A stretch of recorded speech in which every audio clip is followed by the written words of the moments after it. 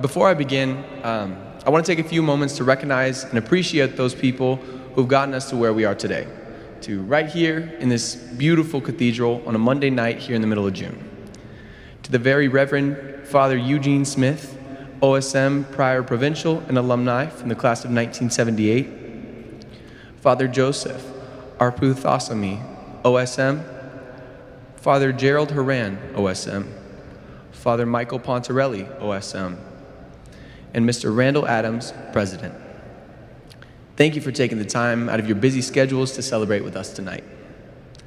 To our teachers, administrators, formation directors, campus ministers, coaches, counselors, and all of our faculty and staff who have proven time and again that we're more than just students to them, thank you for your passion and commitment to our growth as young men in Christ.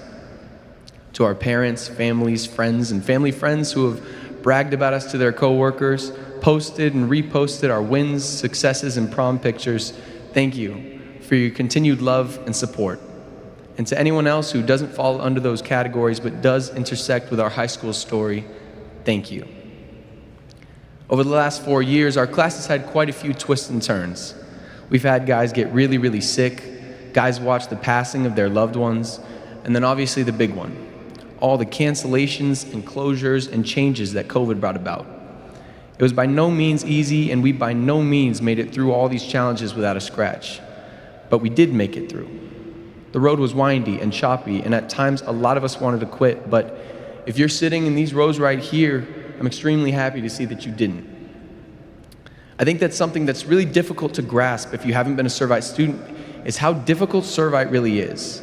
And while I do mean academically when I say that, I'm more referring to the moral standard. At Servite, every single day we're shown, taught, and told what it means to be a faith-filled leader and a young man on his way to becoming a Christ-centered changemaker. We're told to be Christ, to see Christ. We're told to believe now, regardless of whether or not we understand the direction our faith is taking us, so that we might understand later. These are difficult asks for teenage guys. I know that I'm not alone in saying that quite a few times along this journey, I've wished I took an easier route. Blissful ignorance of church teaching and of godly morals is not something that Servite guys can claim, but at times we wish we could. In our fight song, we have a line that says, "I am a friar and I love the fight." You hear that phrase a lot in your 4 years here. That fight is the good fight of faith. It's the constant fight between your love for Christ and your temptations of the flesh and spirit, where friars are truly made, and where us boys really start to transition into men is in that fight. That's what makes Servite different. The result of our winning those battles and fighting that good fight is palpable. Spiritual warfare and constantly denying ourselves to unite ourselves with Christ is the reason why we walk with our shoulders back and our chins high. It's the reason we're confident in our abilities when we leave this school and are comfortable in our own skin in a world where being adamantly Catholic should make you want to crawl out of yours. And so with that little bit of context, it's time for a commission. In Matthew chapter 28, verse 19, it says, "Go and make disciples of all nations." This is not a suggestion. I could have used these 5 minutes in front of 1,000 people to talk about the great memories we shared, the ups and the downs, and the character of this class of 2021. But most of us all know that. We lived it. I'm up here to remind everyone in this room of our responsibility as followers of Christ. A responsibility that we've come to understand the importance of and manner of doing so over the last 4 years. So this is my commission. We're going to enter a whole new world when we leave church on Friday evening.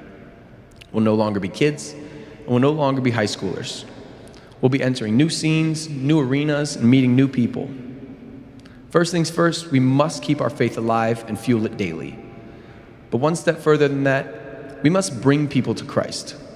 No matter what anyone tells you, our world needs more Christ-like people.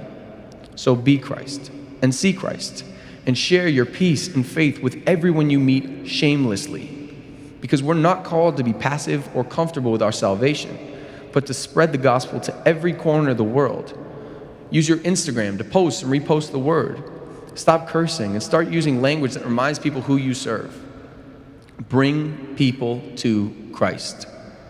With all that said, I want to end by sharing a brief story. A man dies and goes to heaven. When he gets there, there's a big long line to get to the pearly gates. Thousands of people, one behind the other.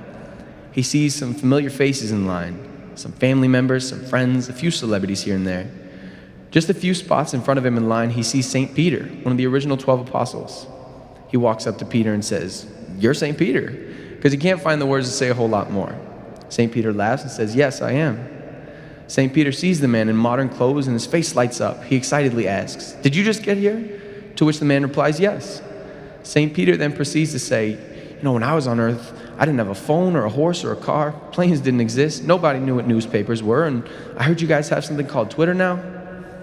Anyways, I walked 1,000 miles from country to country, spreading the good news of Christ.